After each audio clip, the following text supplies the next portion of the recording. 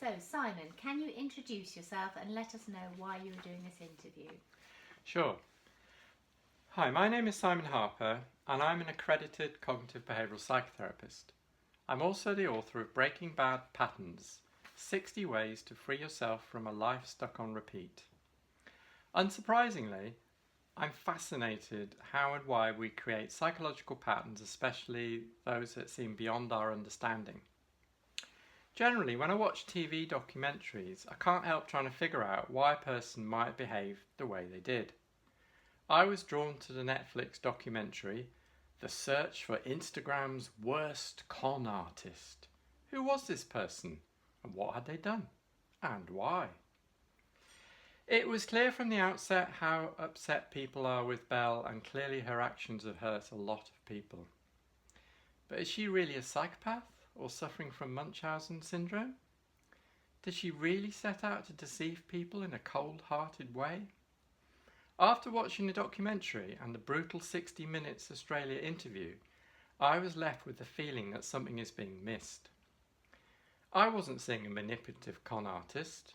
I was starting to see a pattern emerge from the chaos and the seemingly baffling behaviour. I do want it noted that what I'm about to reveal is not a diagnosis per se.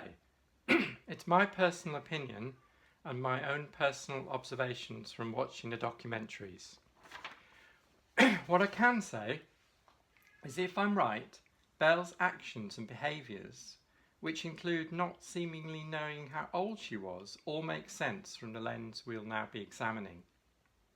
This will not be a character assassination, far from it. If my theory ever turns out to be true, I feel really deeply sorry for Belle as she endures this legacy of hate. The reality could, for some now, be going down a rabbit hole. Could you let us know what information led you to the theory you were going to propose? Well, I believe the answers are hidden in plain sight if you know what you're looking for and can decode a pattern. I'm going to talk about the information that's in the documentaries and highlight what I believe is important. I think some of you will guess the conclusion before the end of the interview. Let's go back to 2010 and look at the letter from the hospital, as that's real and was before she started Instagram. She thought she has MS, something wrong with her. She was in tears the whole time.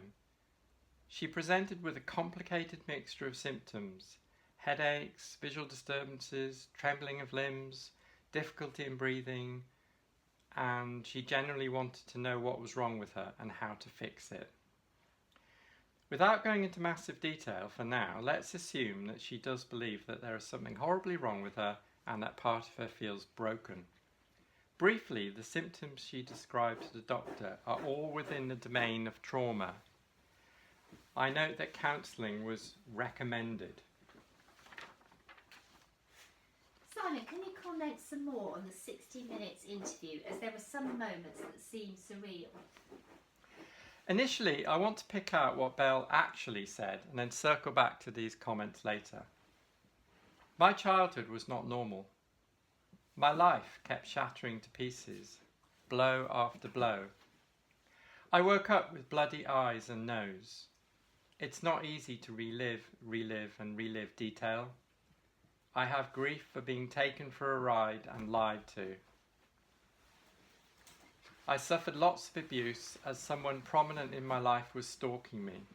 I beat myself up every day for the people I've hurt. What else did you find interesting?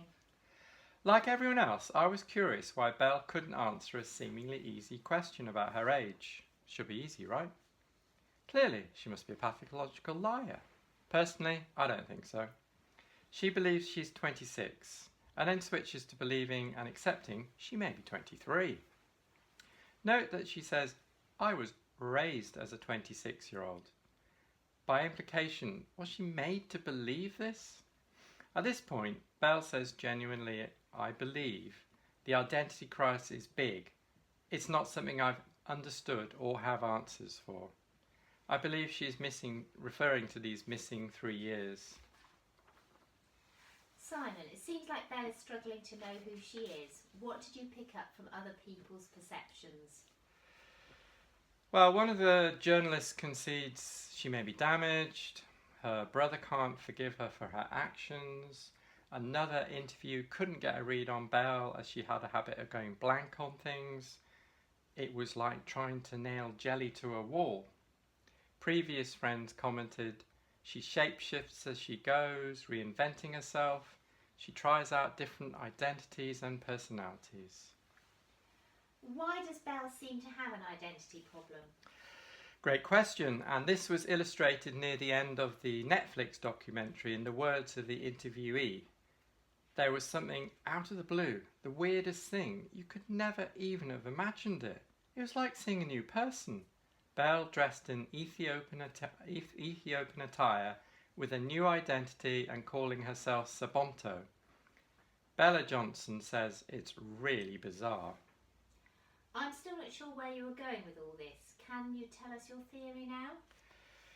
I've presented information that's in the public eye and in the two documentaries. My speciality is understanding of trauma, and in 2011 I wrote a published paper examining the theory of structural dissociation. I believe that if Belle has dissociative identity disorder, all her behaviours make sense.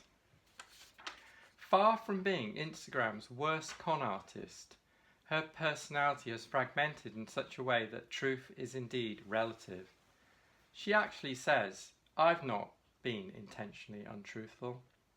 I'm not going to go into depth today as this disorder is one of the most puzzling to fully grasp. Suffice to say, it's possible she has parts of her that are different ages, hence the seemingly strange answer to the age question.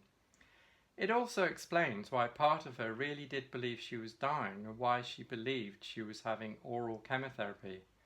If you look at that part of the interview, she seems to be genuine. During the 60-minute interview, she is mocked for saying, Tara, I'm trying to draw on information. This is consistent with dissociation and fragmentation. She truly may not know what other parts of her are saying and doing. Did is the ultimate survival mechanism for those who have endured the unbearable. Not remembering is a survival mechanism. Belle, when asked how she could live with herself when she asked for flowers from people for the imaginary cancer diagnosis, said, Tara, you see, I don't really recall any of that. This was brushed off, but again totally consistent with fragmentation of a broken soul. If what you say is true, how did she come to be like this? Again, this is only my personal opinion, and it's not within my training to make a concrete diagnosis. I saw a pattern emerge from the wreckage, and I'm putting it forward as it makes sense of Belle's behaviour. If true, people's perceptions of her would be very different. Generally, for a personality to fragment as far as it does in did, the trauma is repeated, sustained and unbearable. Sexual abuse is often at the heart of it. In Belle's case, we do not know what happened to her. It's very possible she doesn't remember. Listening to her stepfather was telling. In his words, she moved out aged 13 to 15. Again, this confusion over her age. She moved out with an old man. Belle's brother said, didn't like the guy since day dot. It was something odd. Stepfather says, that's always been on my mind as well. He also questioned Belle's mum. Why would you be letting a 12 or 15-year-old live with a man down the road? After all, an old man around a young girl doesn't look too good to me. If my theory has any truth, I believe this period probably has the answers. Apparently she began lying around the age of 13, which is in this time frame. Only Belle knows what happened, and indeed it may only be a disassociated part that carries this pain. If we look back at what she actually said earlier, she knows she has suffered lots of abuse, that her life kept shattering and that her childhood was not normal.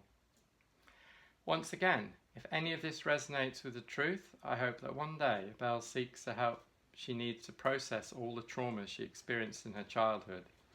If there's any interest in this video, I may make another to show more of what happens when a personality becomes broken and fragmented due to the unbearable nature of what they've experienced. We can also explore the relationship between past, present and future, and in Belle's case, it wasn't long before her future resembled her past. Thank you.